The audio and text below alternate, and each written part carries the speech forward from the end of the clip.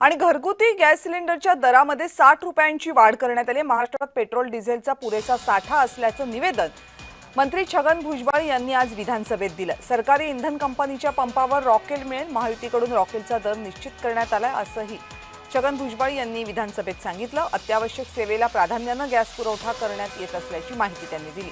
शिवाय घरगुती gas cylinder साठेबाजांवर कारवाया सुरू आहेत। राज्यभरात काळा बाजार प्रतिबंधक धाडी घातल्या गेल्या आहेत। 1208 सिलेंडर जप्त करण्यात आलेले आहेत। साठेबाजांवर 23 गुन्हे दाखल करण्यात आलेले आहेत। घरगुती सिलेंडरचे 18 साठेबाज अटकेत असल्याची माहिती छगन भुजबळ यांनी आज विधानसभेत दिली।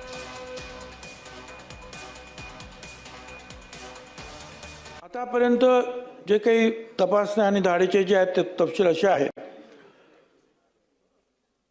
तपासण्या आणि धाडीची संख्या घरगुती गॅसच्या संदर्भात 2129, जप्त सिलेंडर्स जे आहेत 1208, जप्त मालाचे मूल्य जे आहे 33,66,411, दाखल केलेले गुन्हे आहेत 23 आणि 18 व्यक्तींना अटक करण्यात आलेले आहे।